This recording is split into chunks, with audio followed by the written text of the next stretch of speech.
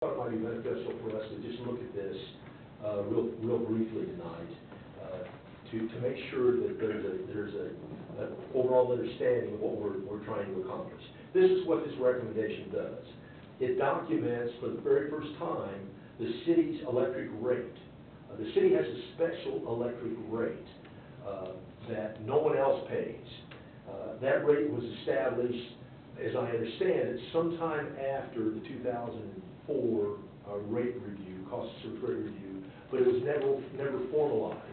So if you went to the website and you looked up the electric rate schedule, you'll never see the city's rate. So what we've done with the first part of this recommendation is just formalize and document that rate. That's all we did.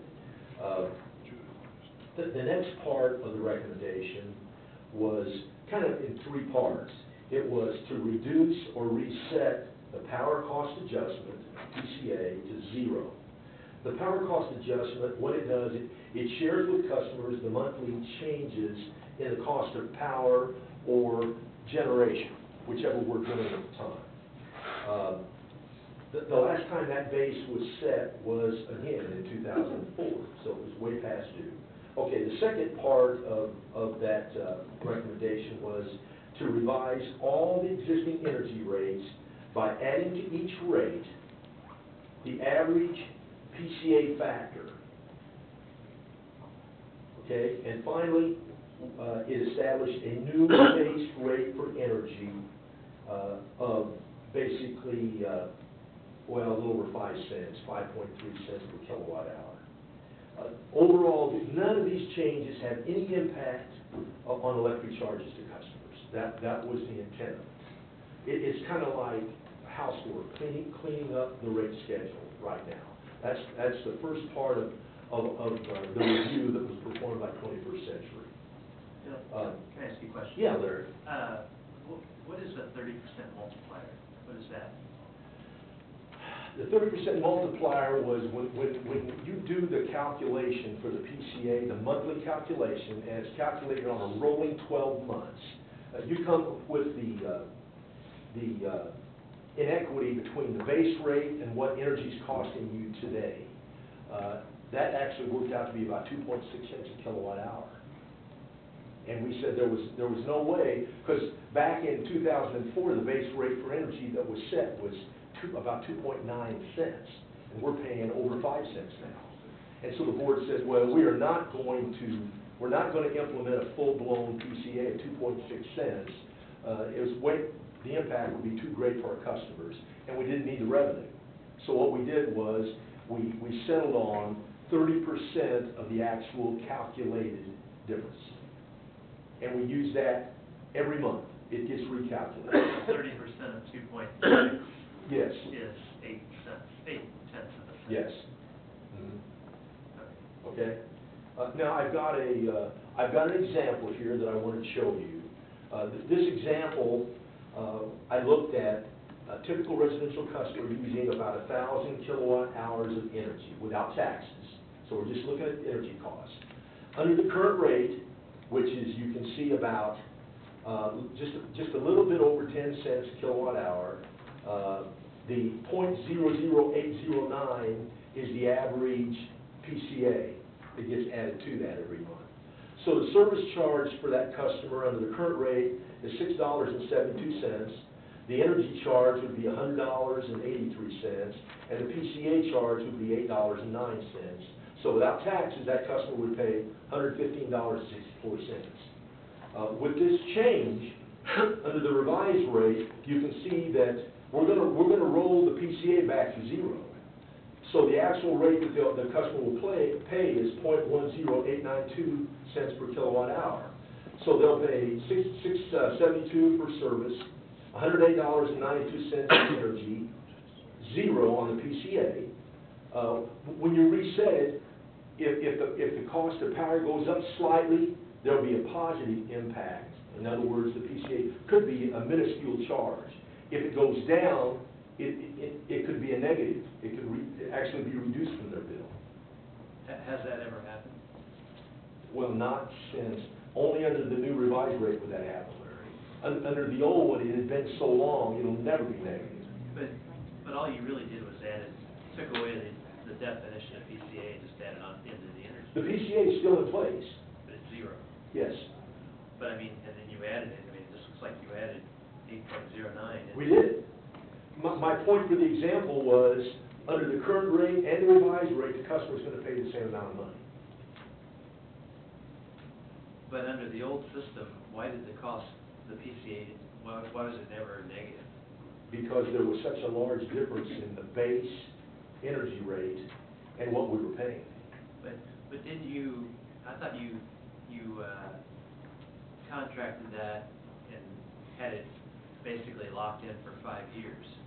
We did, we do. And that's We since got 2018. much more than 5 years, but yeah.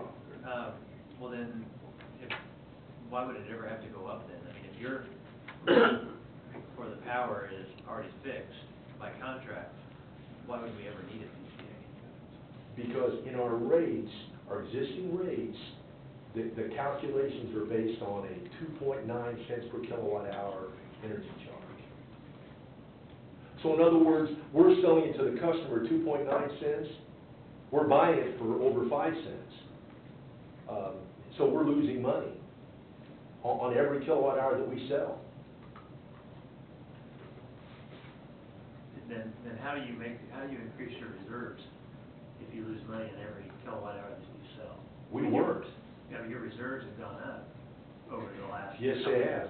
The board re-implemented the PCA back in 2009 or 10. The former city administrator had quit using the PCA, and the reserve funds almost went to zero. The utility was basically broke. But you contracted the power, as I recall, in like 2011, wasn't it? Mm-hmm. So if the power was constant in 2011, the cost, and it doesn't matter whether it goes up, why was there a need for a PCA then?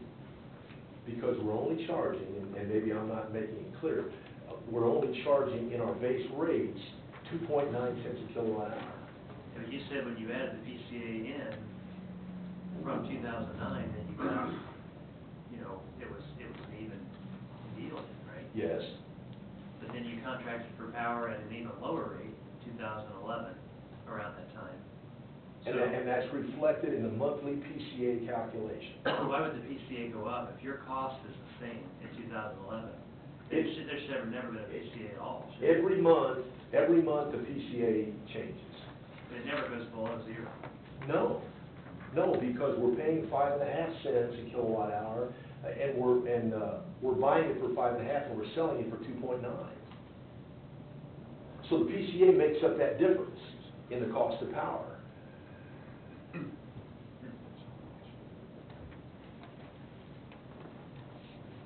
Not sure. I guess I don't understand how you can stay in business by buying it at 5.5 and selling it for 2.9. What is? Because you're still only, you said 5.5, right? And then That's correct. And then 30% of 5.5 is the 0.8 of 1 cent. So add that to the 2.6. 30% of the difference in the 2.9 Right. and the 5 point So whatever. you're still not breaking even. No. 5.5, and now you're at 3.4. Mhm. So you want to know how we were able to be successful? Well, I mean, Because we changed the way we do business. We run it like a business, Larry. and what did you change?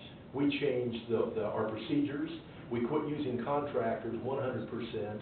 We purchased equipment so that our qualified employees could perform the work that we were using contractors for.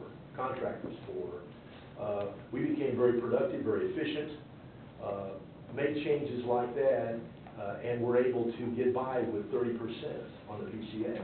But you still lost 1.9 cents per kilowatt hour. That's correct. So it doesn't matter how much you slim down. Sure it does. Because we have more costs than just the cost of power. We have a lot of fixed costs. We've got all of our employees. So we were more productive with the way we're doing business. That was what the board told us, or the council told us to do, run it like a business. I guess I'm going to have to see some other formula, because I don't see how you, I mean,